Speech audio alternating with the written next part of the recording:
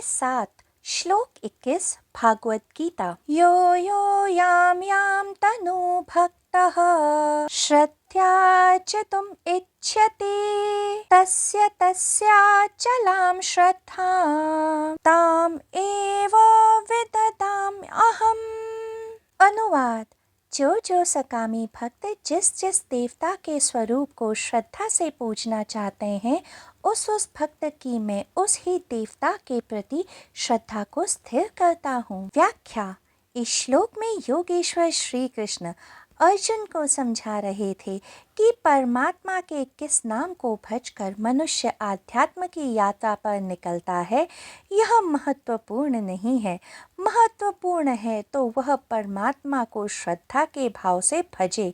इसी कारण जब डाकू रत्नाकर ने राम नाम बोलने में असमर्थ होने पर मरा जाप करना शुरू किया, तो अंततः उन्हें अपने प्रभु श्री राम ही प्राप्त हुए तथा वे महर्षि वाल्मीकि के नाम से प्रसिद्ध हुए। यहाँ श्रद्धा का अर्थ विश्वास नहीं है, क्योंकि विश्वास सदैव किसी अविश्वास के प्रति ही होता है। श्रद्धा का अर्थ तो अविश्वास नहीं होना है। विश्वास का अर्थ है कि कहीं ना कहीं मन में अविश्वास स्थित है, किसी लोभ के कारण, किसी डर के कारण, किंतु अविश्वास स्थित है।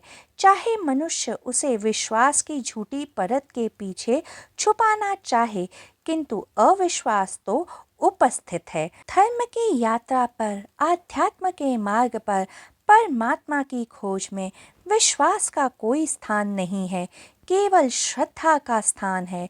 विश्वास छल है श्रद्धा का, किंतु परमात्मा के समक्ष तो कोई छल टिक ही नहीं सकता है। स्मरण रखना चाहिए, विश्वास डगमगा सकता है किंतु श्रद्धा कभी नहीं डगमगाती है। इसी कारण संभवतः इस संसार में श्रद्धावान से ज्यादा अभय, निडर और कोई नहीं होता है, और विश्वास करने वाले से ज्यादा कोई भयभीत नहीं होता है, क्योंकि मनुष्य यह जानता है कि जहाँ विश्वास होता है वहीं विश्वासघात भी होता है। निसंदेह भक्त प्रहलाद की अटूट श्रद्धा ही रही होगी अपने भगवान श्री हरि विष्णु पर, जिस कारण अपने भक्त की असुर राज हिरण्याकश्यपु से रक्षा करने के लिए भगवान श्री हरि विष्णु ने नरसिंह अवतार ले एक स्तंभ से प्रकट होना स्वीकार किया।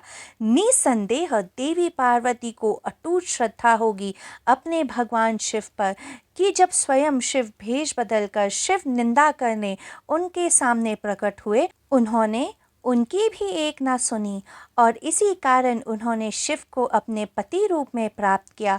तो विश्वास नहीं, केवल श्रद्धा ही है जो एक भक्त को भगवान से मिला सकती है। फिर योगेश्वर श्री कृष्ण अर्जुन से कह रहे थे, जो श्रद्धा करते हैं, चाहे वो किसी कामना, किसी वासना, किसी इच्छा से प्रेरित क्यों ना हो, चाहे वो फिर किसी अन्य देवता की ही क्यों ना हो, मैं उसकी श्रद्धा मिटाता नहीं बल्कि अस्थिर करता हूँ।